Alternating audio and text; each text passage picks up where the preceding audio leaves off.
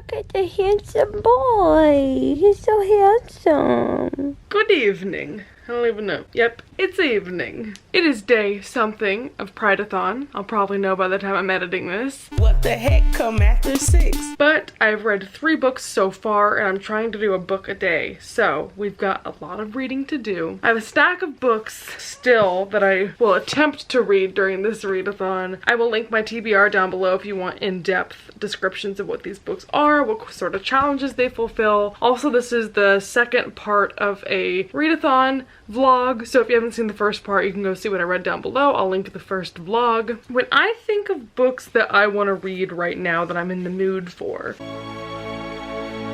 these are all sapphic romances. It just kind of depends on like what genre mood am I in. We've got some unicorn, urban fantasy, we got historical fiction, we've got contemporary, adult contemporary, young adult fantasy, and young adult sci-fi. So like, it's really just a gamble at this point what I'm in the mood for.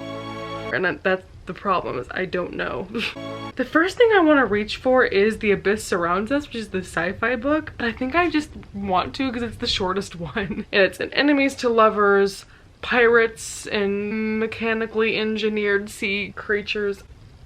Maybe. The other one calling out to me is Marriage of a Thousand Lies, which is a book about a Sri Lankan couple who, because they have really conservative parents, are engaged in like this fake marriage, but they're both gay, and so they pursue relationships outside their marriage to fulfill that. But sometimes he would be gay. I'm gonna like try a chapter of both of these and see which one I like, so I'm gonna get comfy. We shall see which one of these books will reign supreme. I said I would get comfy, but I kind of just want to like lay down where I am. I'm taking a nap here. Okay, take a nap right there then. I'm on the first page of this sci-fi book, and I know in my heart that I don't enjoy sci-fi, but there's so few non-contemporary female romance options that I was like, I'm gonna try it anyway.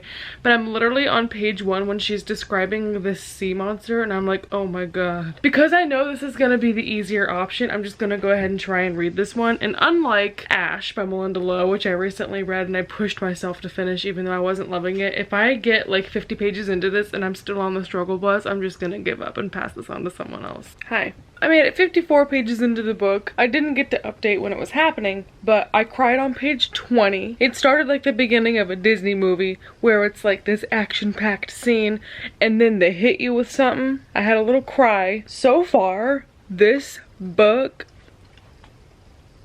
God has smiled on me.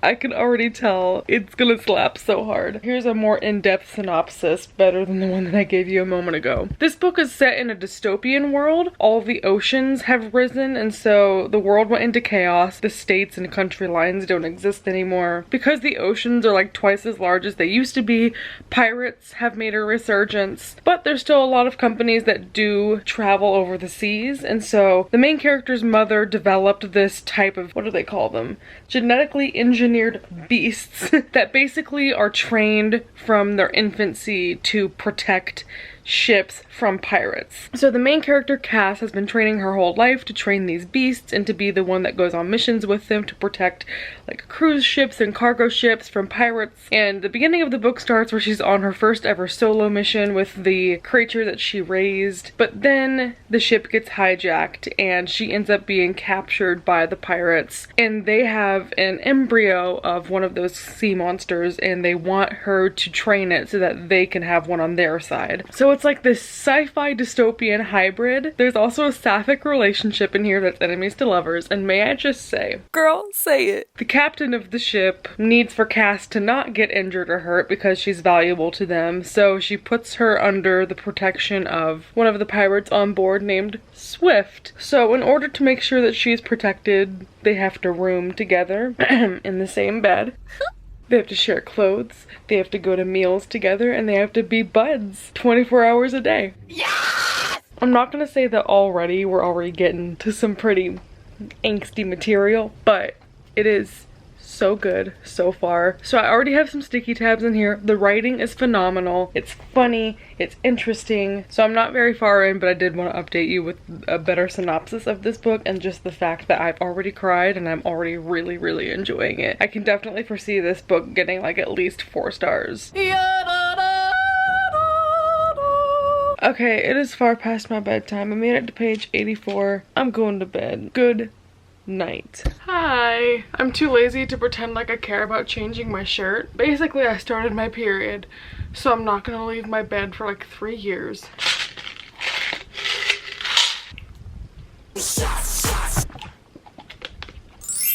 I have a reading update and a package update. This morning I woke up and read a little bit more in my book. I got to page 116. It's really good. It's a me problem, not a book problem. I keep getting distracted by YouTube, but I'm gonna have a FaceTime date later with Bonnie and I'm gonna force myself to read. And then I got a package from Macmillan. No idea what this is. Oh, okay. I requested this. I should have known. Last vlog, I picked up a book by this author, so I mentioned that I was getting this in the mail, but I got an advanced copy of Strangers Assume My Girlfriend Is My Nurse by Shane Brokaw. Shane is a YouTuber who talks about his experience, how he lives his day-to-day life living with a wheelchair and having a girlfriend who's able-bodied. So obviously this book explores their relationship, you know, the judgments that they pass on an interabled couple, I think is what they call themselves. But it's a collection of essays that just talks about their experience being together. It comes out this month, the 30th. I'll also link Shane's channel down below if you're interested because he is very funny. But yeah, like I said, I'm gonna go FaceTime Bonnie. I'm gonna get some of this done. I can easily finish this today. It's actually a really fast-paced book. I love the characters. I'm just gonna go ahead and mention this now. I feel like this book is so good that it could have been a big book in YA if it had a better cover, because this is awful, and if the author like added 100 more pages, bless you, of development and description. There's literally the bones to like every single trademark iconic YA series that has done really well.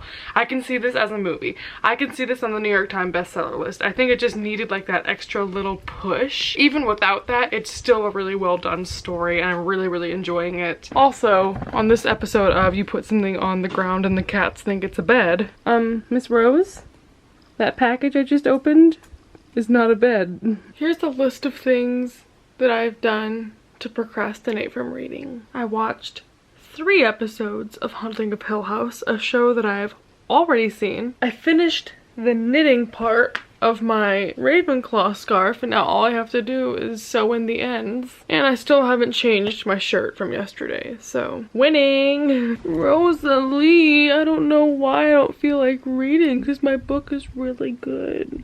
I'm still on page 116. I'm gonna try and at least get like to page 200 tonight. I can honestly finish this in like 2 hours and I just won't. Because 2 hours sitting and staring at pieces of paper, my brain is like, you want me to do what?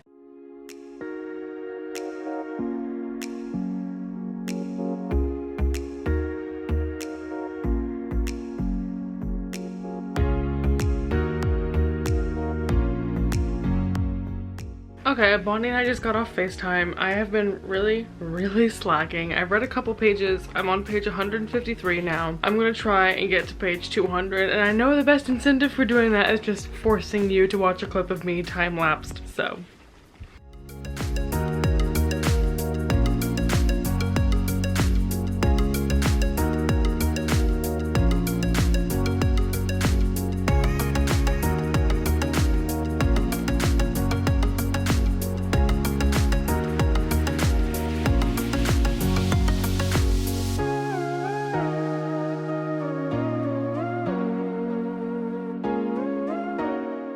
At this point, I just feel kind of nasty for wearing the same shirt in like 30 clips. But it's the Lord's Day. It's Good Friday. We don't cast judgment on people. I just finished The Abyss Surrounds Us. I loved this book. I cannot wait to read the sequel. This book, I was not expecting I would like that much because I don't like pirate books and I don't like sci-fi. And that's what this book is. But the one thing I wasn't anticipating is that this is actually a dystopian. So I think because it's set in that futuristic society, it made it more interesting, I guess, for me to read. I think this book just had so much, not wasted potential, because the book is still good as is, but I think it could be like 100 pages longer. This book isn't even 300 pages. It could be longer. It could explore more of the moral dilemma the main character is going through with should she be allegiant to her parents' organization that has created these monsters that kill people to protect society, or should she be allegiant to the pirates who are just like trying to make an honest living to support their families. I mean, honest living, that's a stretch, but I think that that whole side of it was actually a really interesting discussion, and the choices she eventually makes and having to reason through that I think got lost a little bit to the action of the book, and I would have liked to see more of her delving into that, especially with how the love interest plays into that and her allegiance depending on wanting to protect that person. I wish that that would have just slowed down and we could have seen more of like the emotional side of that rather than just only seeing her like training the sea creature and all of like the actiony stuff that occurs. Gave it a 4.5 stars because it's a great book, but I just have that 0.5 star gap in my heart where I think that this could have done more. I'm still really excited to read the sequel. I still have a ton of sticky tabs from parts that I thought had really good angst and really good lines from the main character being strong. I enjoyed this main character, enjoyed the love interest, enjoyed the story. I think also one thing that was really interesting about this is that the main character never really has to question her sexuality. It's all just like very upfront about like, yeah, I've dated girls in high school and now this girl that I am captive to, it just jumped completely to, and here's the sexual tension between us. So I think it really normalized having feelings for girls, and it never really stopped to question like anything about her sexuality. I don't know. I thought that that part of it was really interesting because I feel like a lot of sapphic books tend to have that plot of like, oh my gosh, I wonder if she even likes me back. Yeah, I highly recommend this. Even if you don't think you like these genres, it'll sell you because it's just so much fun. First book down for this reading vlog. So the second book that I want to start today is Marriage of a Thousand Lies by S.J. Sindhu. I'm just in the mood for some adult contemporary, so this one is 275 pages long, and this one is the one that is about the married couple, but both people in the couple are gay, and so far, really great writing style. Let's see if I get distracted on YouTube today for 5 hours like I did yesterday. Yes, it is me all showered and clean. I've not done more reading than what I updated you with earlier because I am predictable, but I did get a package. But this one's from Amazon, so I don't know who sent me something, what I bought, what I pre-ordered. We'll find out. I'm gonna look at the note first this time. Hi Whitney, I've loved your videos and wanted to send you a book. From Kayla. Thank you, Kayla. I don't know what I did to deserve gifts. Thank you for watching. Thank you for taking your time and money to send me something. The book you sent me is... Shut up! Oh my gosh! This is a poetry book that I've been really interested in by Mary Lambert called Shame is an Ocean I Swim Across. Wow. This is so beautiful in person. This collection is just about body positivity and oh my god, I don't even know. I just saw this. This is gorgeous. Thank you so much, Kayla. I appreciate you. I believe this has sapphic representation. I feel like I've seen this in a book list for like lesbian poetry. Maybe not. I will look into whether or not that book has representation, and if it does, I might read it for the read-a-thon.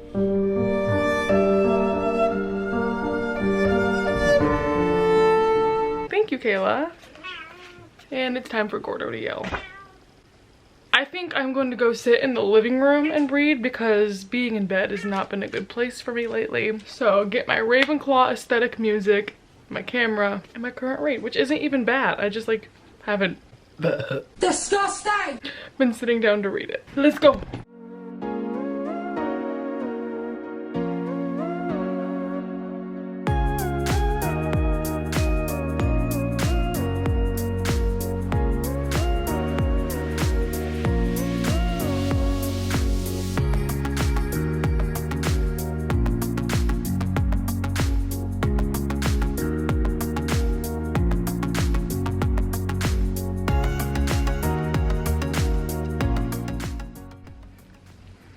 Hey gal pals, let me put you down real quick. I've been reading for the past couple hours. I got to page 92 of Marriage of a Thousand Lies. It's pretty good so far. The writing is gorgeous, and you can kind of tell that this author comes from a background of writing short stories because the writing's very segmented and like each little chunk is really well written. However, altogether this is a little bit slow. There's not a big plot element occurring, which I mean, it's literary fiction, so it's not going to be like the sci-fi book I just read, but it's difficult because I feel like the writing portrays a lot, but it doesn't really portray like the characters' emotions. Like, it's difficult to describe. The writing's beautiful, but it is so descriptive about things that kind of don't matter to the story. But yeah, it's pretty. So it has been decided that the only way to get a YouTuber to read is to FaceTime another YouTuber while they read. So that's the current situation. Good evening, gals. I got distracted doing some captioning projects and talking to Bonnie and just existing. I have like one more day of this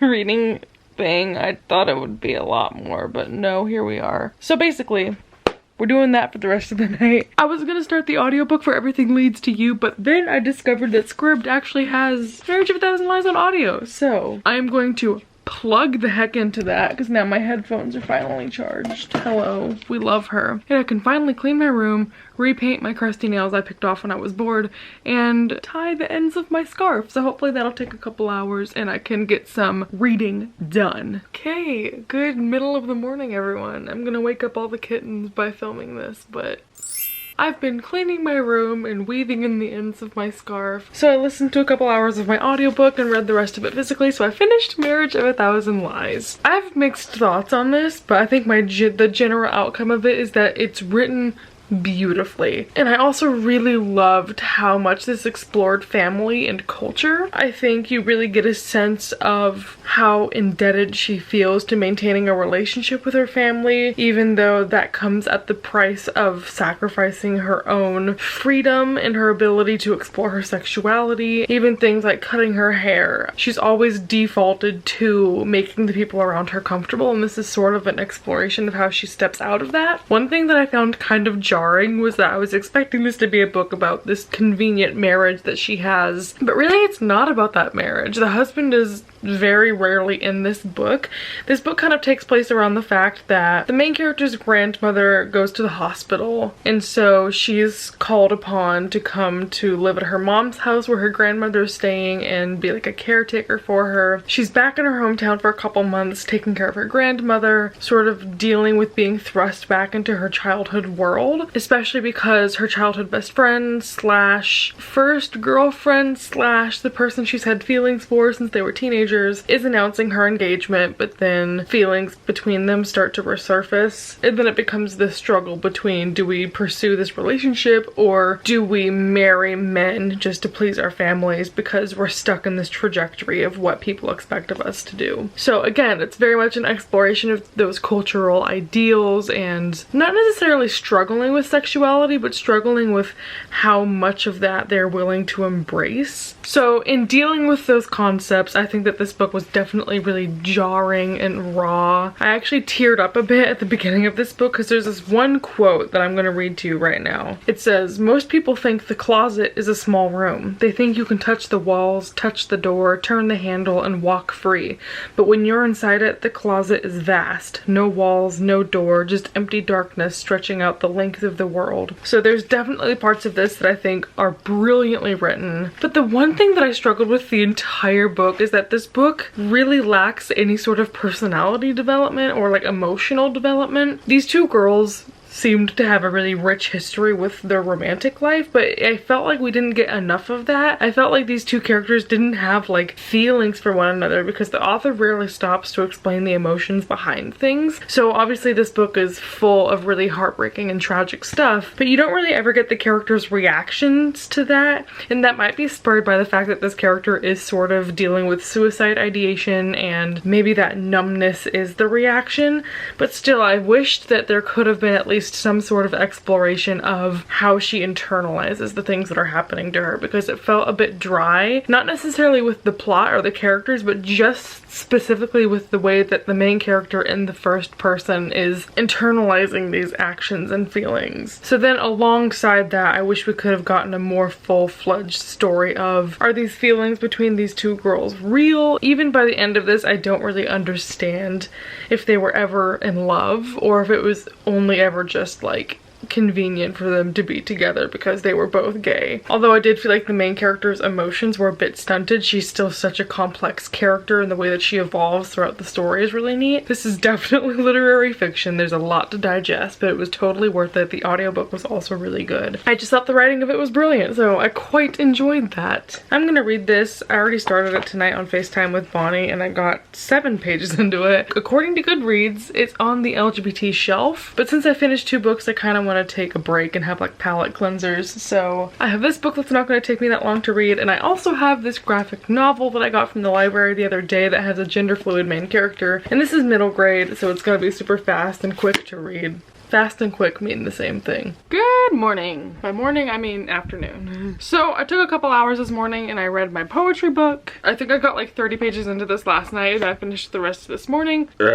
Pardon me, are you Aaron Burr, sir? So I did end up doing some research. This author, I probably should have known. She's actually a really famous singer. She sang Love with Macklemore. She kind of got famous for body positivity and talking about being a fat woman and acceptance about that. And she's a lesbian. So this collection goes into her talking about all the sexual assault she has survived, the criticism she deals with about being plus sized. This deals with relationships she's had with women. It talks about her post-traumatic stress disorder and different mental health issues that she battles, like having bipolar disorder. So it's just a very diverse collection of experiences she's had and the ways that she deals with that. I thought it was really pretty. I could relate to a lot of this about being fat and the different poems that she has about the acceptance of that and how it's a warring thing that sometimes you can feel empowered by, you know, the body positivity movement, but other days you just want to cry because people are mean. So I like that this was a good mix of still living with sadness while also knowing your worth. Like, it's not all butterflies all the time. I'm having to save my tea from the cats trying to drink out of it.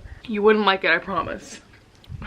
Rosalie. So I think I'm gonna give this like 4 stars or 3.5 stars. I really enjoyed its messages. It's not my new favorite writing style, but I still think that it's beautiful, relatable, easy to read. And yay, unexpected little present that I ended up getting done, but I really enjoyed it. So next I want to continue on with reading some really quick and fun things. So I'm gonna go ahead and read The Prince and the Dressmaker. I'm gonna try and read this all in one sitting. Hopefully I'll get it done in like an hour or so. But tonight, I think the reading ends at like 11 o'clock, so I have like 8 hours. So if I finish that, which I hope that I do, the 2 books that I kind of want to start, I doubt I'll finish them, are either Unicorn Tracks by Julia Ember, which is about these girls who protect unicorns from poachers in Africa, and this one's like 150 pages long, or Everything Leads to You by Nina LaCour, which is a sapphic romance set in Hollywood about these girls trying to track down this person who they found a letter addressed toward in a famous Hollywood actor's home. And this one's on audio, so I know if I wanted to I could just put this on double speed and like knit a scarf for a little bit, and I could even probably finish this tonight. But I'm not even gonna focus on which one of these I'm gonna start, and I'm gonna dive into this. Lego. Oh, his name is Sebastian. I have a soft spot for boys named Sebastian. I'm sorry, I love this book so much already. I'm on a whopping page 4. But the one thing that I didn't think to anticipate was that there's a dressmaker as the main character. Erica from the #1 New York Times best-selling movie Barbie Princess and the Pauper is also a dressmaker. So I'm just saying, like, this whole spiel is reminding me of where my heart belongs. With no hems in need of pressing and no sleeves in disarray, I'm gonna drink this so I'll stop singing.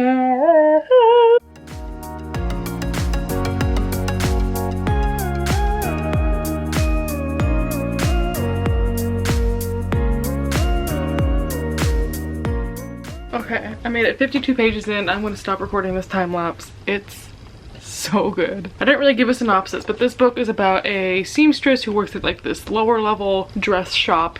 One day she makes a dress for a girl that's going to the 16th birthday of Prince Sebastian and ends up making like this really extravagant, like scandalous dress. The prince sees it and hires her as his personal dressmaker.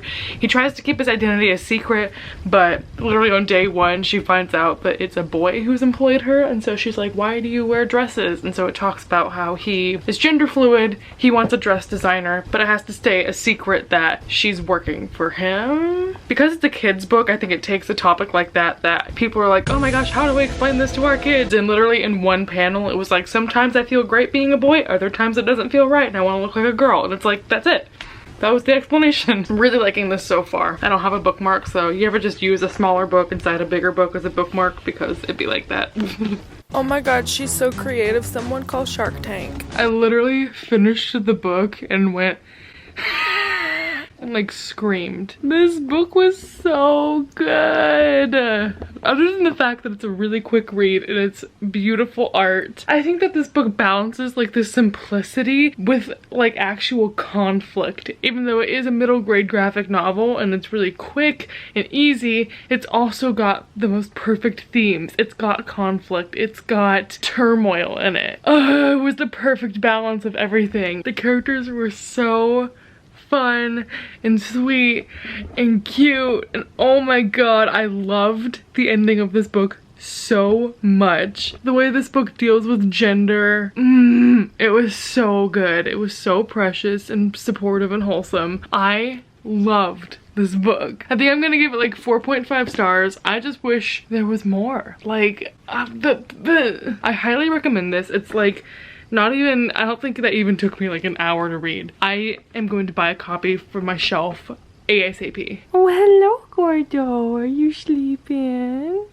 So now I need to choose one of these. I'm leaning toward this one, and because I'm leaning toward this one, I kind of want to try and read this one instead, because I know that in my normal life I can just listen to this at any point, but this one's harder to find. Not that many people know about it. I have been tootling around for the past couple hours because I actually don't think I gave you a page update. I made it to page 42 of Unicorn Tracks, and it's actually really good so far. It's quite action-packed. I think the story being 150 pages kind of requires it to be, but this book is not really what my expectations were. I just dropped it. It's actually set in like a completely fantasy world that's, I guess, inspired by our world, but it has all these fantastical creatures. This girl and her father come from like, I guess what a parallel universe England would be, and they're coming to this like savannah in parallel universe Africa. They want to research these unicorns. I think this is like a subtle nod at like tourism in Africa with safaris, and you can definitely tell the main character is like really fed up with white people coming and just being like, oh my god, I want to look at your wild animals. So it's kind of that narrative, but then the girl actually gets there from England, and she's quite beautiful. She's plus sized. They end up like going on little solo missions together looking for these unicorns, and then discover something nefarious is happening with these unicorns and people cutting off their horns and being really evil to them, so they're kind of having to solve that. That's where I'm at this point. So far so good. Romance developing. Miss Bonnie pulled through and FaceTimed me and reminded me that I have priorities, and the priorities are number 1, gassing up my best friend because I love her so much, but number 2, reading. Also, we'll probably just end up watching Haunting of Hill House, so we'll see how this goes, but I'm vlogging so that I can say I'm gonna try and read more of this, because honestly I could finish it tonight, but don't know if that'll happen. Good luck, Charlie. I'm not even gonna put a timestamp on this clip because it's really embarrassing how much time has passed since I last touched this vlog. So I ended up not reading. I didn't film an outro to this vlog because I just didn't finish Unicorn Tracks and I felt bad, so I was like, oh, I'll finish the vlog when I finish Unicorn Tracks, and I still haven't. Okay, leave me alone. It's real good. I think I'm like halfway through now, but I'm just not gonna be able to finish it before the end of this vlog because then this vlog might go up in December. But yeah, that's on the track to be like a 3 or 4 star book. I'm not gonna feel compelled to review it right now for you. We can just check it out later in a different vlog when I finally do pick up the last half, but just wanted to say thank you for tuning in to Prideathon. I think I read 1, 2, 3, 4, 5, 6.5 books. That's pretty good. I will have a wrap up I'll have a wrap up posted maybe within the next couple weeks. We'll see if I feel like getting out of my bed. Yeah, that's how my Prideathon week went. If you participated or if you've read any of these books that I read, LMK, comment, subscribe. When have I ever said subscribe at the end of my video? Okay, I'm leaving. Have a good one, y'all. Bye.